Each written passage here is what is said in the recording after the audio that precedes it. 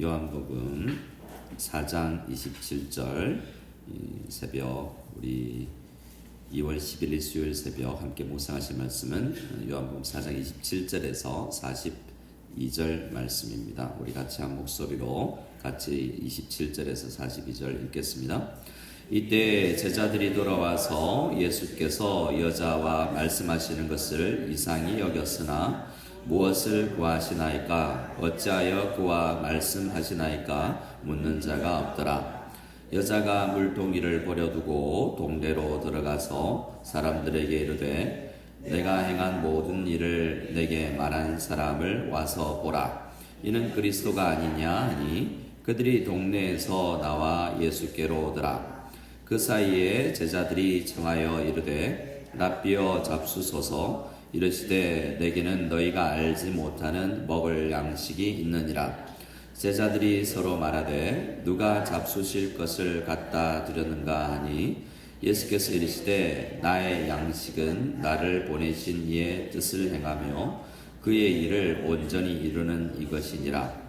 너희는 넉 달이 지나야 주수할 때가 이르겠다 하지 아니하느냐? 그러나 나는 너희에게 이르노니 너희 눈을 들어 밭을 보라. 휘어져 주수하게 되었도다. 거두는 자가 이미 삭도 받고 영생에 이르는 열매를 모으나니 이는 우리는 자와 거두는 자가 함께 즐거워하게 하려 함이라. 그런즉 한 사람이 심고 다른 사람이 거둔다 하는 말이 옳도다. 내가 너희로 노력하지 아니한 것을 거두러 보내었노니 다른 사람들은 노력하였고 너희는 그들이 노력한 것에 참여하였느니라. 여자의 말이 내가 행한 모든 것을 그가 내게 말하였다 증언하므로 그 동네 중에 많은 사마리아인이 예수를 믿는지라. 사마리아인들이 예수께 와서 자기들과 함께 유하시기를 청하니 거기서 이틀을 유하심에 예수의 말씀으로 말미암아 믿는 자가 더욱 많아 그 여자에게 말하되 이제 우리가 믿는 것은 내 말로 인함이 아니니 이는 우리가 친히 듣고 그가 참으로 세상의 구주신 줄 알미라 하였더라. 아멘. 제자들이 잠시 먹을 것을 구하고 돌아와 보니까 예수님이 이 사마리아 성의 수가성 여자와의 대화를 나누고 있습니다. 근데 좀 그들의 눈에서 이상하죠. 이상하게 여깁니다. 27절에 이때 제자들이 들어와서 예수께서 여자와 말씀하시는 것을 이상히 여겼으나 여기서 강조되는 것은 남자가 여자를 만나서 이야기한다는 거죠. 유대인이 왜 사마리아 여자를 만날까? 사마리아 사람을 만날까가 아니라 이 당시에는 좀 오해를 살 수 있었겠죠. 이 여자의 행색이 모양이 모습이 어쨌는지 모르지만 대체적으로 좀 남자도 아무도 없는 때 두 분이 만난 거잖아요. 제자들도 없고 다른 사람들도 없었을 때 예수님이 여자와 이야기를 하고 있다라는 거죠. 요즘도 그렇지만 당시에도 제자들은 이 모습 자체도 이상하게 여깁니다. 근데 성경을 보면 예수님이 오늘날 우리 같으면 좀 몸을 사릴 만한 일, 목회자가 안 할 일도 있지만 또 우리 성도님들도 일반적으로 한국 사람이라면 그냥 조심해야 될 일들과 체면 같은 일들이 있는데 예수님은 성경에 보면 그런 걸 전혀 끄리키지 않습니다. 어디든 가시고 누구와도 만나시고 어떤 오해를 사는 일이 생긴다고 할지라도 예수님은 관여하지 않습니다. 그러면 하나님이시니까 그렇지라고 생각하기도 하지만 해야 할 일은 내가 한다라는 것을 예수님은 보여주시죠. 그래서 장기를 만나시기도 하시고 우리 사람들은 할 수 없어 보이는 일들 많은 일들도 하십니다. 예수님은 저 사람에게 복음이 필요하고 그 여자에게도 복음이 필요하다면 내가 그를 찾아간다라는 말의 그 자세에 있어서 우리가 예수님에게 보고 배우는 것이 있습니다. 그런데 아무도 왜 묻습니까? 라고 묻지도 않죠. 제자들은 이런 정도의 좀 파격적인 예수님의 행동을 보면 떠날 법한 사람들도 있는데 떠나지는 않습니다. 왜냐하면 예수님께서 가지고 계신 말씀과 그 권위가 이상하게 여기긴 하지만 예수님을 떠나게 만들 정도는 아니었기 때문에 예수님의 제자들은 이상하게 여기지만 뭔가 함부로 묻지도 않는 그런 모습을 보게 되는 거죠. 근데 이 대화를 통해서 여자가 이제 메시아를 만납니다. 28절에 여자가 물동이를 버려두고 동네로 들어가서 사람들에게 이릅니다. 자, 29절을 같이 한번 읽어보겠습니다. 내가 행한 모든 일을 내게 말한 사람을 와서 보라. 이는 그리스도가 아니냐 하니. 요한복음 1장에서부터 보면 벌써 세 번째로 와보라 라는 말씀이 있습니다.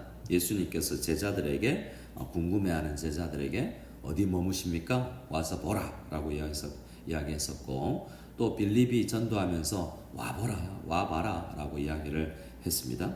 이 여자도 그렇습니다. 내가 모든 걸 말할 수는 없다. 근데 내가 보기에, 내가 경험하기에 이분은 메시아다 라는 것을 이야기를 합니다. 28절에 여자가 물동이를 버려두었다 라고 이야기하죠. 원래 이 여자는 뭐하러 왔어요? 여기에 우물가에? 물을 길러 왔죠. 근데 물 안 길고 딴 일을 하지 않습니까? 우리가 보통 이런 상황을 소명받았다라고 이야기합니다. 내가 할 일이 원래 이거라고 생각했는데 내가 예수님 만나서 보니까 내가 다른 일 해야 되겠다라는 생각이 드는 거죠. 물동이를 버려두었다라는 것을 우리 요한복음에는 나오지 않지만 공관복음에 보면, 다른 복음서에 보면 제자들은 뭘 버려두고 예수님을 따릅니까? 그물을 버리죠. 원래는 제자들이 뭐 하는 사람들이죠? 어부들이죠. 그물 가지고 낚시하는 물고기를 잡는 어부들이 있지만 그물을 버려두고 갑니다. 그러니까 잠시 가족도 떠납니다. 가족도 배와 그물을 버려두고 예수님을 따라가는 팔로워가 되다가 이제 나중에는 그들의 사명이 예수님 전하는 사람이 되죠. 오늘 본문에서 이 여자는요, 우리 3장의 앞부분에 보았던 니고데모와는 다릅니다. 그렇죠? 니고데모는 사회적 명문도 있고 더 많이 배웠고 더 잘 알아들을 법한데 그는 이게 맞나? 이런 식으로 예수님을 떠나가요. 그가 가서 이 사내들인에 가서 그가 있는 사회에서 복음을 전하였다라는 말은 없습니다.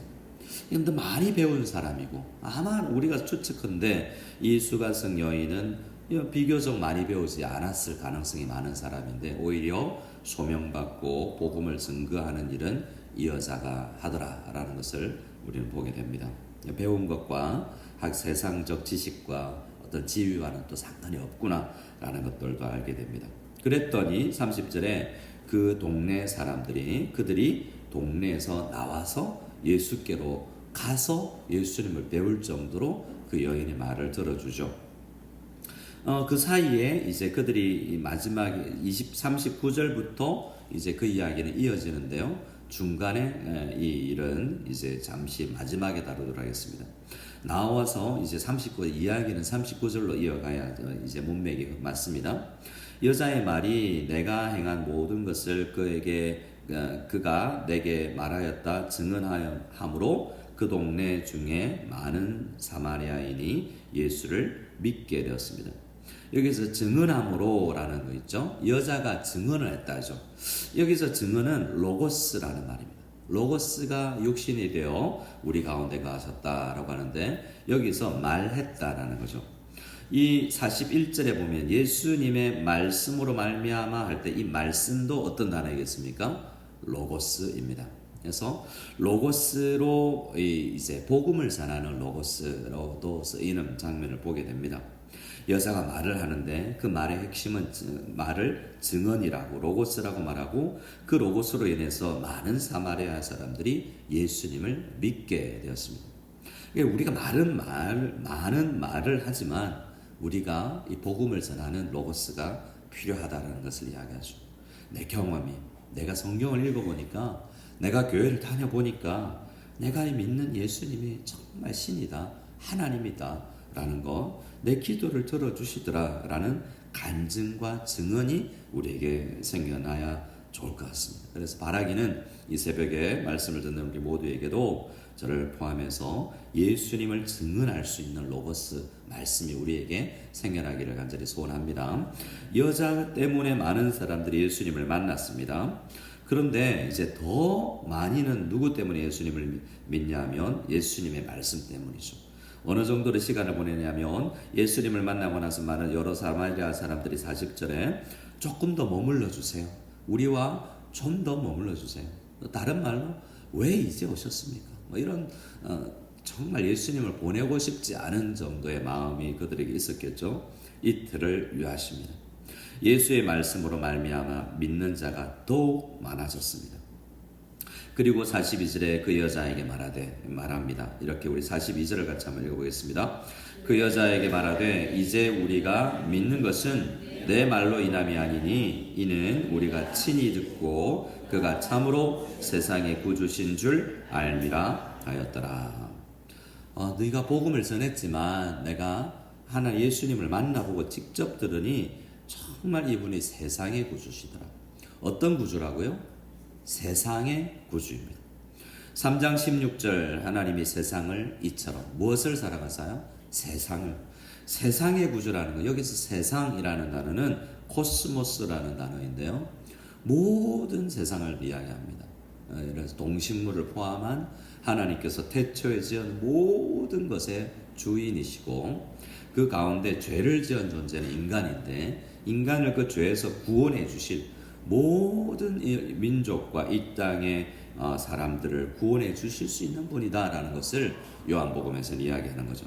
우리의 구주, 유대인의 구주가 아니라 지금 요한복음을 주로 읽어야 될 대상들은 유대인인데 우리의 구주면 된다라는 메시아를 기다렸지만 아니라 예수님은 유대인의 구주, 이스라엘의 구주가 아니라 온 세상의 구주시다라는 것을 이 사마리아 사람들도 그들은 유대 바깥에 이스라엘 밖에 지금 유대인들의 밖에 있었던 사람들인데 우리 구주도 되는구나 라는 것을 경험하는 거죠. 여기서 저는 좀 궁금한 것이 이 여자와 지금 살고 있는 남편 아닌 그 남자도 믿었을까? 그 이야기는 없죠. 그 이야기는 없고 이전에 이 다섯이 또 남편이 있었는데 그와 헤어진 혹은 그를 버려버린 그 남자들도 혹시 그 마을 안에 살고 있다가 믿었을까?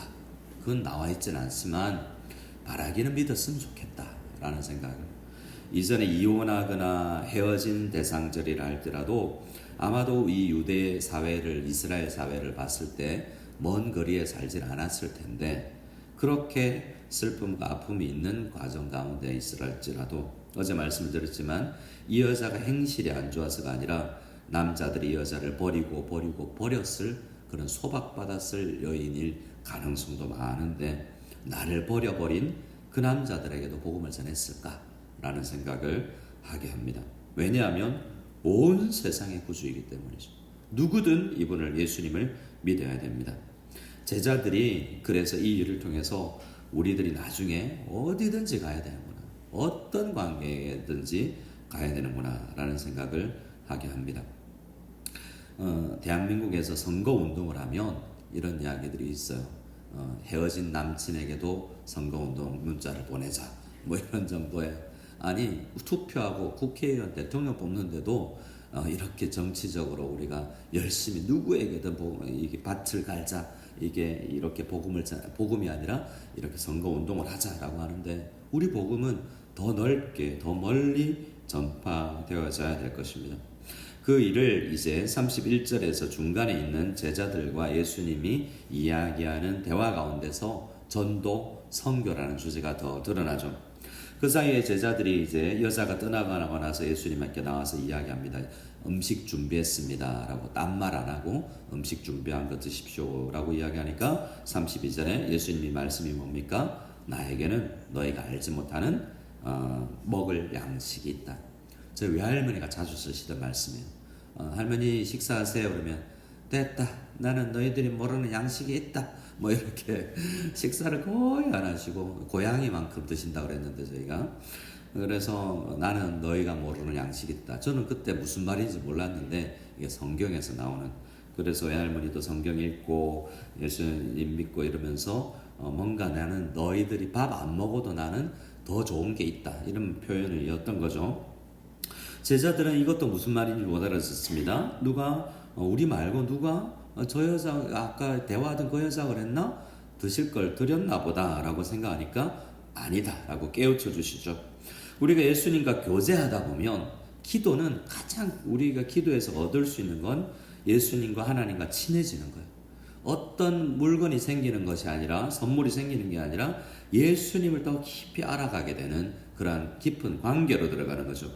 그들이 예수님께 이런 생각과 말을 하다 보니까 아니다라고 교정해 주시잖아요. 예수님과 우리에 대한 관계가 더 정확하게 관계가 설정되는 것입니다. 예수님께서는 내 양식은 뭐냐면 하나님 아버지께서 나를 이 땅에 보낼 때 내가 가겠습니다 하고 기꺼이 인정하고 왔는데, 하나님 아버지가 원하는 일이 있는데 내가 그 일은 죽는 죄인들을, 저 여자와 너희들 같은 정말 나를 버리고 떠나버리는 너희를 위해서도 내가 죽으라고 하나님께서 나를 이 땅에 보내면 나 그걸 온전히 순종해서 내가 그 일 하겠다. 그 일을, 하나님 아버지 일을 순종하면서 이루는 게 어떤 양식과 비교할 수 없는 충만함을 나에게 준다라는 것입니다. 여러분, 우리가 안 먹고 살 수는 없죠. 근데 생각해 보면 정말 우리가 뿌듯하고 우리에게 힘을 주는 것은 맛있는 스테이크를 먹는 것이 아니라 때로는 우리에게 영적으로 충만함을 주어서 내가 하나님의 일을 하는구나 라는 생각을 가지게 되는 그러한 감격을 통해서 우리가 힘을 얻게 될 것입니다. 우리는 영과 육으로 존재되었기 때문이죠. 그래서 그 당시 속담처럼 너희가 희어져 밭을 봐라, 희어져 추수하게 되었다라는 말씀을 하면서 너희들은 곧 거두게 될 텐데, 여기서 주제 하나를 이야기해 주죠. 너희가 뿌렸고 너희가 자라게 한 게 아니라 대부분 너희는 거두기만 하는 거야. 우리 생각에는 내가 얼마나 많이 뿌려가지고 내가 거두는가 생각하지만 사실은 그 전에 다른 사람들의 작업이, 일들이 많이 있었다는 겁니다. 누구 한 사람 예수를 믿고 교회를 나오면 그 전에 수많은 사람들이 기도했고 뿌렸고, 특별히 농부조차도, 뿌리로 나갔던 농부조차도 밤에 자고 있는데 그 사이에 자라게 하시는 분은 하나님이시다라는 거죠. 누구보다도 많이 일을 하시는 분은 하나님이시요 예수님이십니다. 우리가 자고 졸 때에도 주님은 주무시지도 졸지도 아니하시면서 일하시는 분입니다. 안식일 주사도 하나님께서는 사실은 일하시죠. 우리가 거두는 것은 우리 이 복음을 증거하여서 이제 예수님을 믿는 사람들이 많아지기를 바라는데, 우리가 쓰임 받는 데 대한 기쁨, 우리가 노력한 것이 아니라 다른 사람들이 더 노력한 것이 많았다라고 오늘 38절에서 이야기하는 것처럼 하나님 감사합니다. 나를 거두는 일에 써주셔서 감사합니다라고 주님 앞에 고백하며 나아갈 수 있는, 복음을 전할 수 있는 로고스가 우리 입술에 있고 우리의 마음에 있고 우리에게 간증이 될 수 있는 그런 귀한 은혜가